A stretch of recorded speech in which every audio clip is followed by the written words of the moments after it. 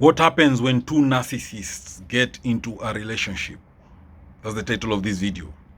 When two narcissists enter a relationship, it can look at first like destiny, like two mirrors finally facing each other, reflecting brilliance, charm, confidence, and an almost magical sense of someone who finally understands me. But as an old African proverb warns, when two bulls fight, it is the grass that suffers. In this case, the grass is the relationship itself. Now, let me take you through this slowly, deeply, and truthfully, through stories, wisdom, and lived patterns. The beginning is that fire meets fire. In the early days of that relationship between two narcissists, it feels electric. Each person sees in the other what they secretly admire in themselves: confidence, boldness, ambition, presence. Conversations are intense, chemistry is high, they may even feel like they've met their equal. There's a saying, the river that forgets its source will dry up. In the beginning, both forget their deeper selves, they perform. Now, there's a woman who once said, when I met him, it felt like I was looking at myself, but better. He told her, finally someone on my level. They laughed at others, bonded over superiority, and built a connection, not on vulnerability, but admiration. But admiration is not love, it is applause, and applause fades. Now the competition begins. Soon something shifts. What once felt like admiration becomes comparison. Who is more successful? Who is more respected?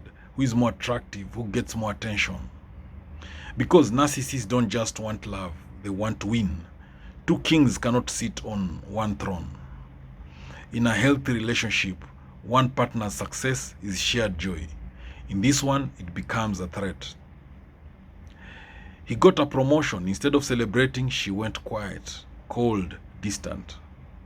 Later she said, so now you think you are better than me? What should have been joy became tension. What should have been pride became rivalry. Now the relationship becomes a battlefield. Each wants control. Each wants dominance. Each wants to be seen as the one. There is no natural leader and no willing follower. Only two people pulling in opposite directions. When the drum beats from both sides, the rhythm is lost. Arguments escalate, not to resolve but to win. Apologies are rare because admitting fault feels like default, it feels like defeat. Now, they fought over small things: what to eat, where to go, who was right. But beneath every argument was the same hidden question: who is superior? And neither was willing to lose. Now, this is where the relationship begins to starve. Narcissists struggle with genuine empathy. They can mimic care, but deep emotional presence is difficult. So, when both partners need support, no one truly gives it. A hungry man cannot feed another. She cried after a hard day. He listened for a moment, then turned the conversation to himself. You think your day was bad? Let me tell you mine. Later, when he needed comfort, she dismissed him too. Not because they were evil, but because they were empty in the same place. In narcissistic relationships, people are either put on a pedestal or pushed off it. With two narcissists, this cycle doubles. One moment you are amazing, no one compares to you.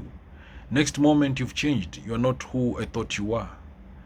The same mouth that praises you today may condemn you tomorrow.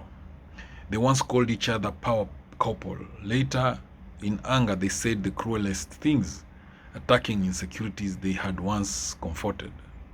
Because when admiration fades, contempt often replaces it. The ego battles. Ego becomes the third person in the relationship. Not love, not partnership, ego. And ego is loud, defensive, and fragile. Pride goes before a fall. Neither wants to be wrong, neither wants to bend. Neither wants to lose face. So small issues grow into mountains. They stopped talking over a minor disagreement. Days turned into weeks, not because they didn't care, but because neither would call first. Silence became their language. To the outside world, they may still look perfect, stylish, successful, powerful, happy. But behind closed doors, it's different.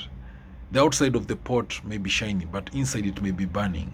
They protect the image at all costs because image is everything. They posted smiling photos online, but that same night they slept back to back, not speaking. The world saw a dream, they lived a storm. Now there's the emotional exhaustion. Eventually both partners begin to feel drained, not fulfilled, not safe, not understood, just tired.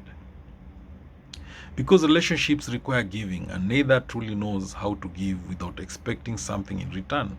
Even the strongest tree will fall if its roots are never watered. She once said, "I feel alone even when I'm with him." He later admitted the same to a friend. Two people, same loneliness, different silence.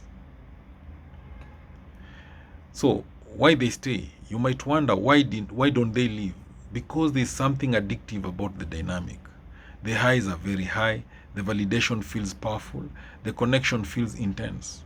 And sometimes they see themselves in each other and hope the other will change. The snake that bites you is the same one you keep warming. They stay because living feels like losing, and narcissists hate losing. So when it finally breaks, it rarely ends peacefully.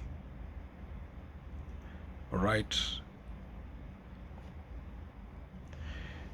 It ends with blame, with accusations, with wounded pride. Because closure requires humility, and humility is hard. Now, when two elephants fight, it is not only the grass that suffers. The elephants are wounded too. Can it ever work? Yes, but only under one condition: self-awareness. If both individuals become aware of their patterns, if they learn empathy, if they choose growth over ego, then something different can happen.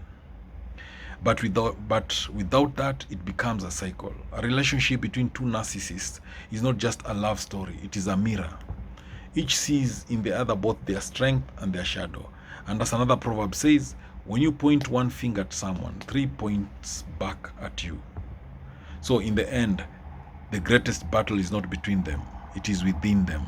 Because love cannot grow where ego sits on the throne. And until someone steps down from that throne, there will be no peace in that kingdom. Thank you for watching this video. And if you found this video helpful, useful, please say it in the comment section below. Also, click that like button and share this video widely to all those who may need it. Remember, knowledge is power, information is power, and learning is the superpower. So if you're not subscribed to my YouTube channel, I'm reminding you, please click that subscribe button. Make sure the notification bell is on. That way, every time I upload a new video, you'll get notified about it. Thank you.